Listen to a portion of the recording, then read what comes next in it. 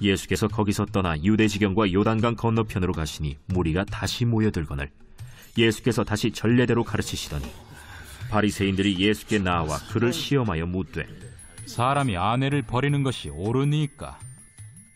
모세가 어떻게 너희에게 명하였느냐? 모세는 이혼 증서를 써주어 버리기를 허락하였나이다.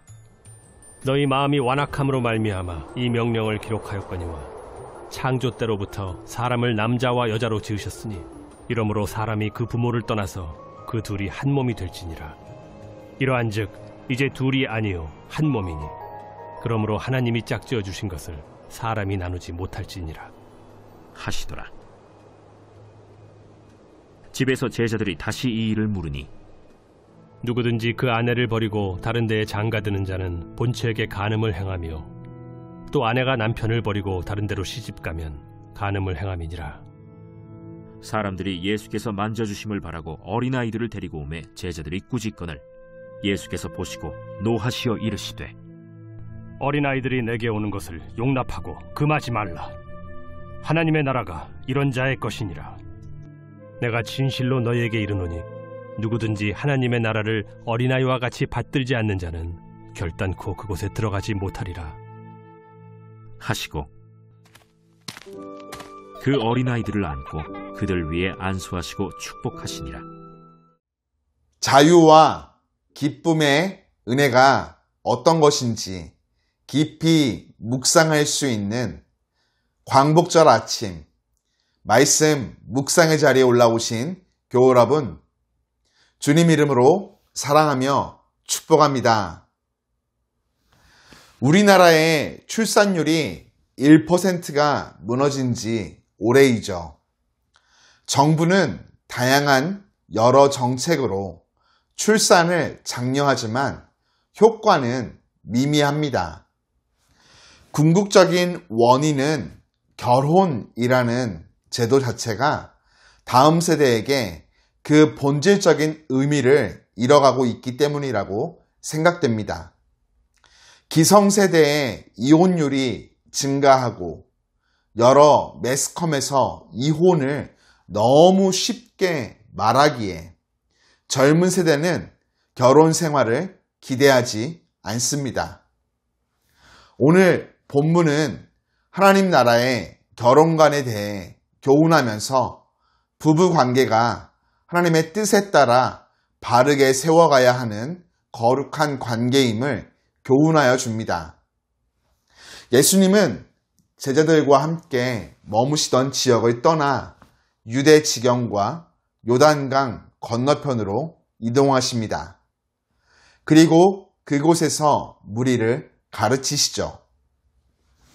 그때 바리새인들이 예수님을 시험할 목적으로 당시 랍비들 사이에서도 심각한 논쟁거리였던 이혼에 관하여 남편이 아내를 버려도 되는가 이 문제를 제기합니다.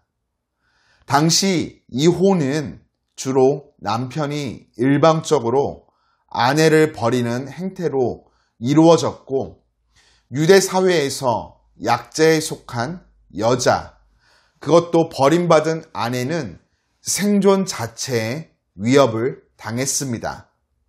그러나 바리새인들은 모세의 율법이 이혼을 가르치고 있다며 이혼을 정당화하였죠.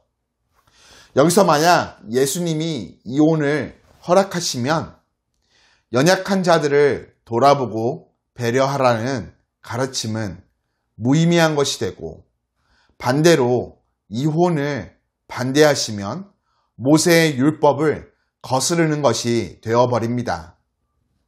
바리새인들의 의도는 예수님을 공경에 빠뜨리는 것이었습니다. 하지만 예수님은 그들의 계략을 간파하시고 하나님이 주신 결혼 제도에 대한 올바른 가치관과 원리를 가르쳐 주십니다. 예수님은 모세가 이혼 증서를 써주고 이혼하도록 허락한 것은 그들의 마음이 완악하기 때문이라고 지적하십니다. 결혼 관계를 도저히 유지할 수 없는 경우, 다시 말해 이혼을 허용하는 것은 어디까지나 예외 규정으로서 타락한 사람의 본성상 결혼 생활을 도저히 유지할 수 없는 불가피한 경우도 있기에 주어진 것이라고 말하는 것이죠. 그렇다고 해서 원칙을 무시하고 이혼을 하고 싶으면 해도 되는 것으로 여겨서는 안 됩니다. 예수님은 남자가 아내를 버리거나 아내가 남편을 버리고 다른 데로 시집가는 행위를 간음이라고 가르치십니다. 결혼한 이들은 갈라서지 않는 것이 주의 명령인 것이죠. 여기에 더하여 자녀의 신앙과 가정의 평안, 불신 배우자의 구원받음을 위해서는 이혼하지 않는 것이 더 유익한 것입니다. 결혼은 한 남자와 한 여자가 부모를 떠나 한 몸을 이루는 것입니다. 하나님은 사람을 창조하실 때 독립된 존재로 지으시지 않고 남자와 여자가 서로 의존하도록 지으셨고 둘이 결혼을 통해 한 몸을 이루게 하셨습니다. 그러므로 결혼은 창조의 섭리이며 신비이죠. 우리는 결혼을 통해 허락하시는 하나님의 창조적 신비로움과 신성한 의미를 늘 마음에 새기고 결혼으로 이룬 가정을 소중하게 지켜내는 자세를 갖추어야 하겠습니다. 결혼은 하나님이 짝지어 주신 것으로 사람이 나눌 수 없습니다. 결혼은 하나님이 정하신 제도로 삼위 하나님의 연합을 닮아 하나님의 형상을 이루는 것이죠. 반면 이혼은 결혼으로 맺은 연합을 깨트리는 것으로 하나님의 계획과 질서를 망가뜨리는 것입니다. 관계가 깨지다라는 표현을 우리들 자주 사용하는데요. 그 표현에는 관계라는 것을 그만큼 소중히 다뤄야 한다는 의미가 내포되어 있습니다. 하나님과의 관계가 소중한 만큼 하나님이 맺어주신 결혼의 관계를 소중히 여기는 예민함과 섬세함이 우리 안에 자리 잡아야 하겠습니다. 결혼은 의인 두 사람이 만나서 이루어지는 것이 아니라 용서받은 죄인 두 사람이 만나 하나가 되는 것입니다. 그렇기에 한 가정을 이루며 살아갈 때 서로의 연약함이 드러날 수밖에 없죠.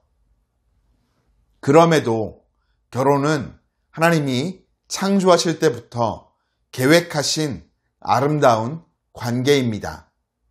하나님이 지으신 목적대로 하나님 보시기에 좋은 관계를 지키도록 서로가 힘쓰며 배려하고 노력해야 하겠습니다.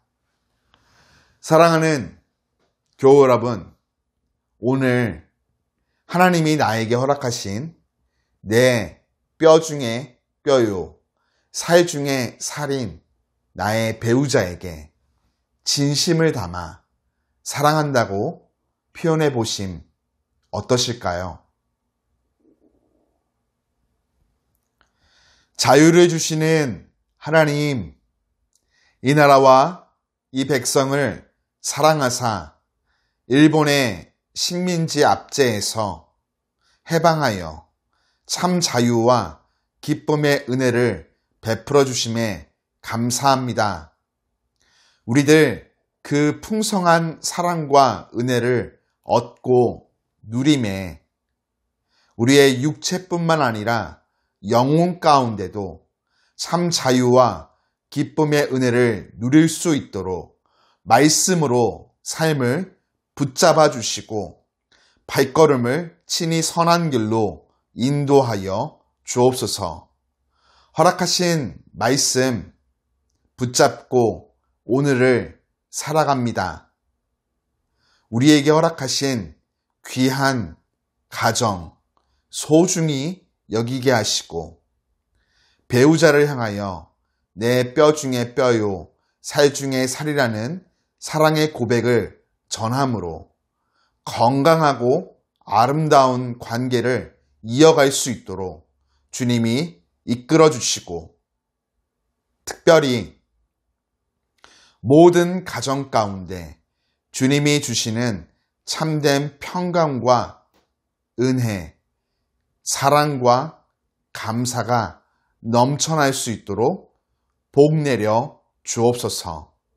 오늘 우리의 모든 가정을 지키시며 그곳 가운데 영적인 아버지로 다스려 주실 주님을 찬양합니다. 예수님 이름으로 기도드립니다. 아멘.